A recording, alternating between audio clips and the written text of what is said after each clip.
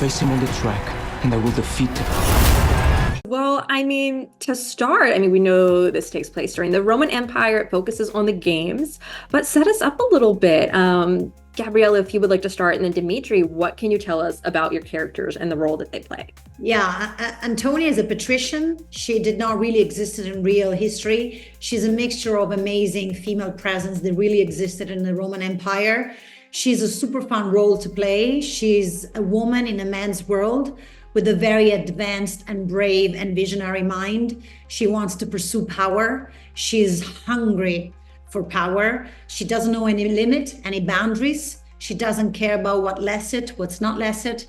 She will do anything it takes to get her where she wanted to go, which is really gain more power. So it's a role that brings such a strength, I hope, in the story, because she knows no fear really. So when you play a role with no fear, it's nice because you can really expand your creativity into areas that you haven't explored before. Also because as an actress, I felt very safe being directed by Roland Emmerich. So you can be very creative and you can really improvise things that comes naturally into you when you're shooting, knowing that you have a guide next to you that knows exactly what he wants from the character. But yeah, so it's basically a very strong woman in a man's world, fighting misogynism. Oh, that's all. Dimitri, what about you? Yeah, Scorpus he was a real person. There's not a whole lot sort of documented about him, but he was sort of famous enough that poetry and he had such a wild reputation that we can find enough to know that he was this sort of exceptional chariot racer. So this is sort of bringing him to life in a way that, you know, is Roland and Rodak's interpretation. And he is, yeah, when we meet him in the show, he's like at sort of peak fame.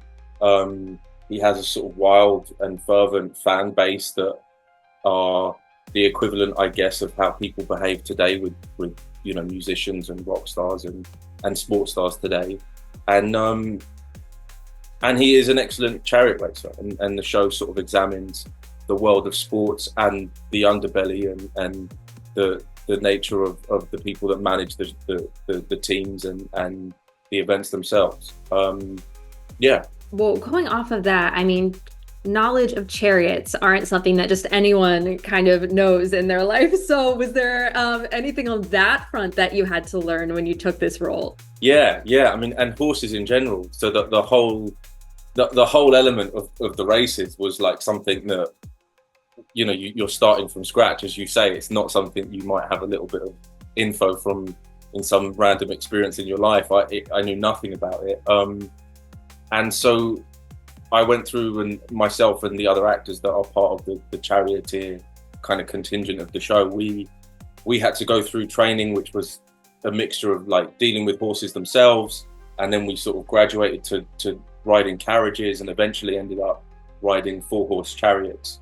And that was just a wild and amazing experience. And then, Gabriella, I am curious what you can tell us about your character's relationship with her husband, because it definitely seems like she has a lot of power in that marriage as well. Yes, she does. I think she marries him because she loves him in the first place. He's not a patrician, and patricians were supposed to marry just patrician, but she falls in love with Marsus.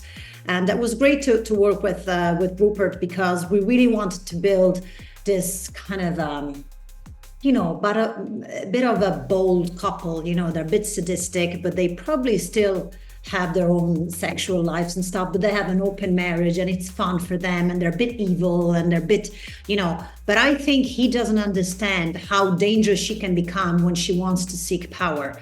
So she takes the bet, and she takes the battle and the goal at the next level. So she pushes her husband. She's the one who puts kind of, you know, tips of things he needs to do in his ear by whispering very sensually something and in a light way. And then she puts the seeds in his ear. So she's clever. She's manipulative, but very, very strong in a way. And he's, you know, yeah, he doesn't know who he is, but he's a bit driven by her. Right. Well, it looks like that is about my time today, but thank you guys so much for chatting with me about the show. I really appreciate it. Enemies in Rome are dangerous. They say I walk like a king.